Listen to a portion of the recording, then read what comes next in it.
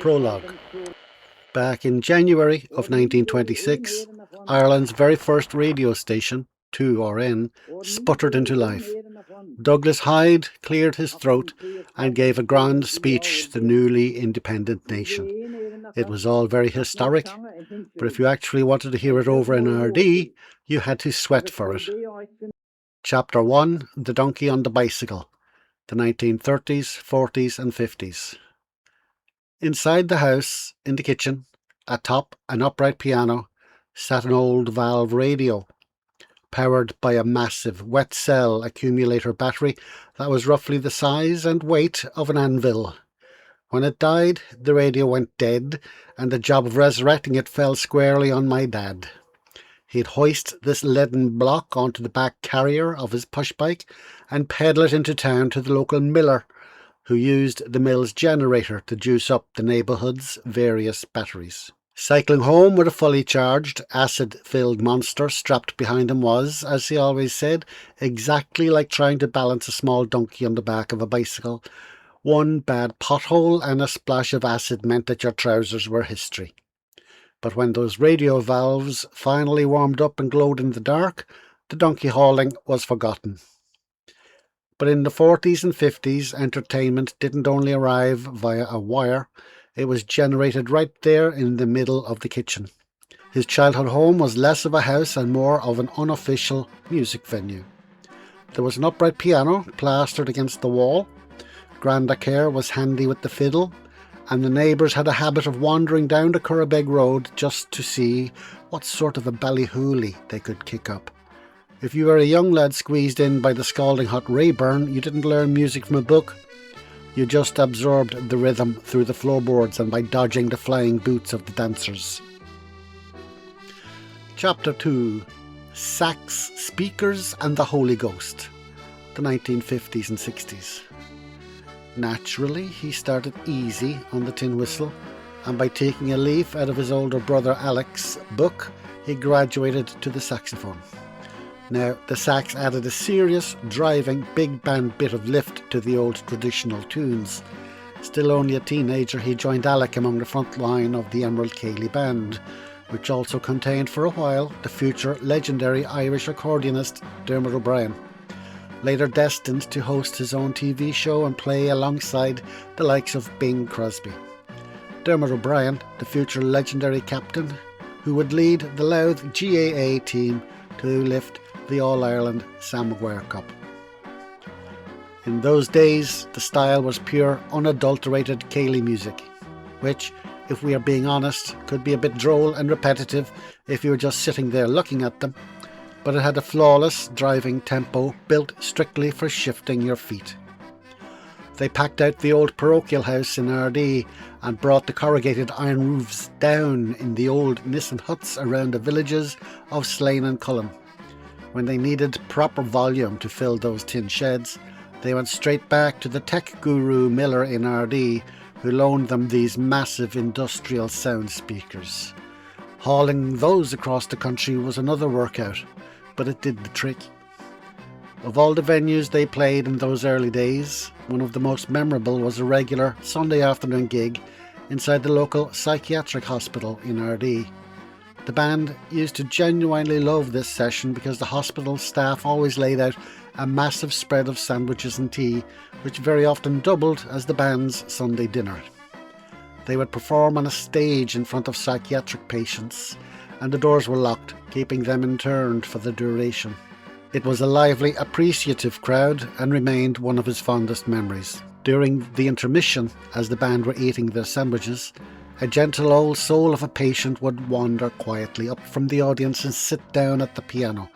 She would start playing the most beautiful of the old tunes, mixed in with classical pieces from Mozart and Beethoven. She was a beautiful soul trapped in a tragic situation. But for those few minutes during the interval, her spirit took over the room. Dad and the others would just sit there, sandwiches gone and teapot empty, enjoying the moment. But the money was in the various parochial dance halls, which ran on a legendary, hilarious protocol. Though the posters advertised a ballroom of romance, at the start of the night you had the Berlin Wall of Romance. All the women lined up on one side of the hall, all the men pinned against the other, staring and daring each other down. As the music took hold, the ice would melt and the couples would merge, but the local priest or nun was always on patrol like a bouncer at a heavy metal concert. Armed with a standard 12-inch wooden ruler, they'd shove it between the dancers, sternly reminding the courting couples to keep a foot apart and leave room for the Holy Ghost. But the clergy was no match for a saxophone. On one particular night down around Slane, Dad was up on stage blowing away, completely unaware that his number was up. A sharp young lady in the crowd spotted him under the lights, turned to her sister, pointed her finger and called her shot.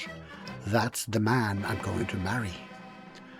The poor man didn't stand a chance. The music beat the ruler. They were married a few years later and, well, that's how the four of us kids got here.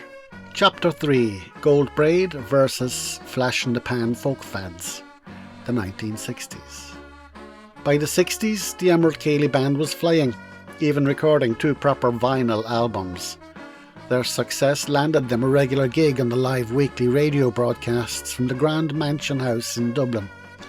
The boys treated the stage like a church. They went out looking like absolute royalty, immaculate in custom, emerald green jackets with gold braid trim on the collars.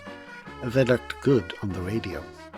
At one session, as they were packing up their gear, Dad looked over to see the next band shuffling toward the microphones, and his jaw hit the floor.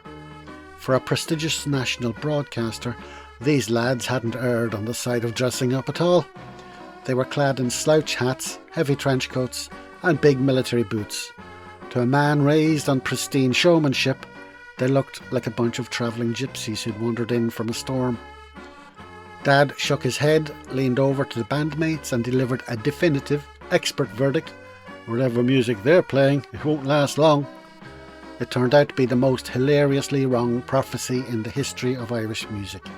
As the young upstart Wolf Tones tuned up, the gritty ballad revival went on to conquer the globe. But you couldn't blame a man who appreciated a good bit of gold braid. Chapter 4.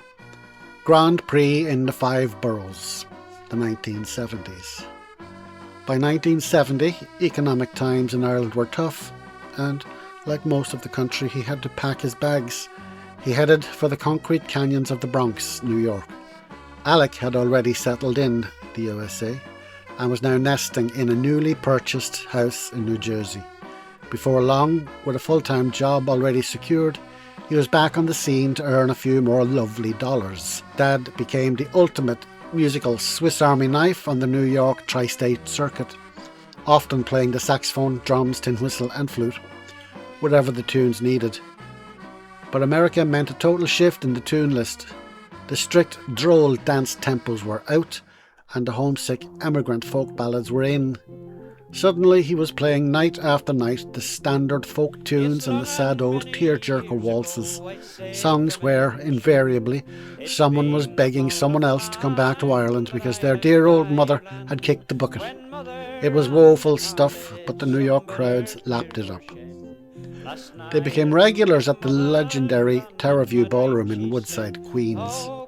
The crowds were brilliant, but the lifestyle was a young man's game. He had a proper full-time job to get to. While the rest of the band were happy to lock themselves into a pub and socialise until the birds were singing, he was just standing there holding a sax case, wanting to go home.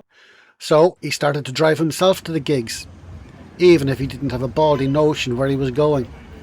This was the 1970s, long before GPS or mobile phones.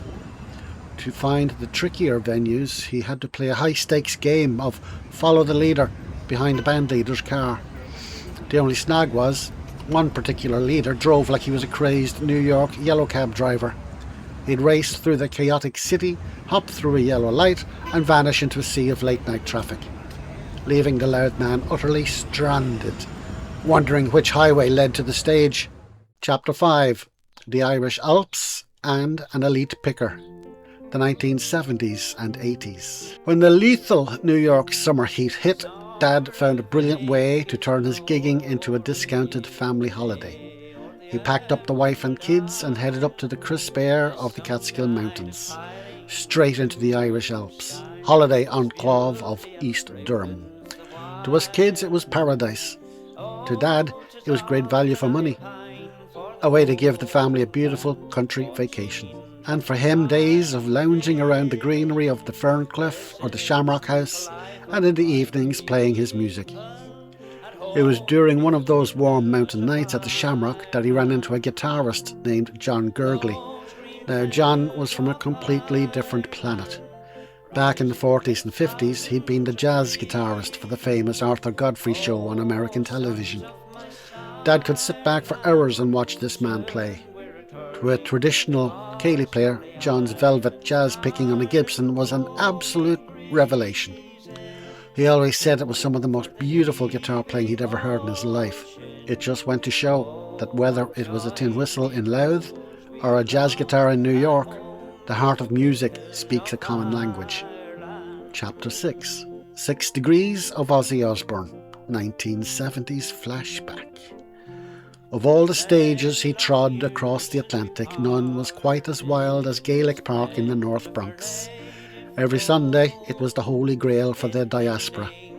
Hurling and football matches, catching up on the gossip and dancing to Irish bands. Dad was right in the thick of it. But in the early 70s, Gaelic Park was living a double life. On weeknights, the Irish banners were cleared away and the place transformed into a premier outdoor rock festival ground. The very same venue where Dad played his familiar rhythms was simultaneously hosting global superstars. The Allman Brothers had historic jams there. Yes, filled the Bronx air with prog rock, and in July of 1971, Black Sabbath nearly shook the stadium into dust.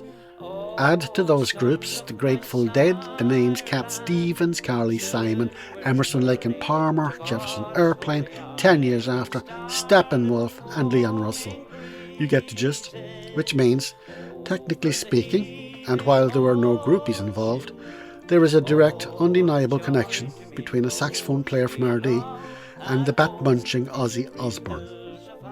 It remains the ultimate testament to a diverse life on the road. Chapter 7, The Full Circle, 1995 to the present. Eventually, the clock ticked down to retirement, and in 1995, the great American adventure came to a close. The journey back across the water, settling down into a house along the borderlands of County Louth, he brought home the saxophone, the assorted tin whistles and flutes, and by this stage a banjo had been added. Looking back, his musical history is a light-hearted, affectionate map of crazy drives, strict nuns and packed ballrooms. In his later years, nothing gave him greater happiness than sitting down to play a tune with his own sons and his daughter-in-law, his grandsons, passing the music straight down through the family.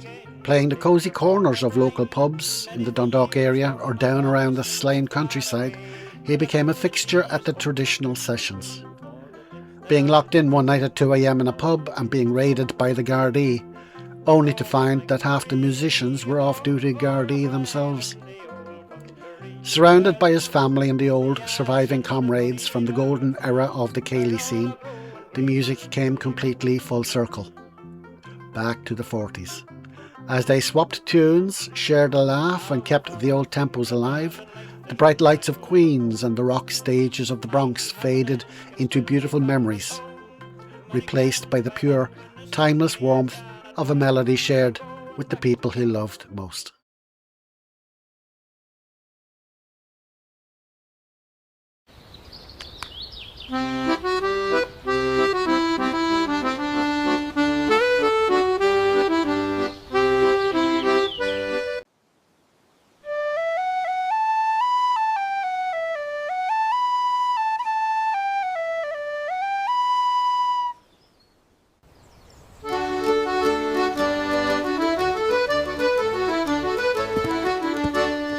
All right, everyone, big smiles now. We are ready. 3, 2, 1,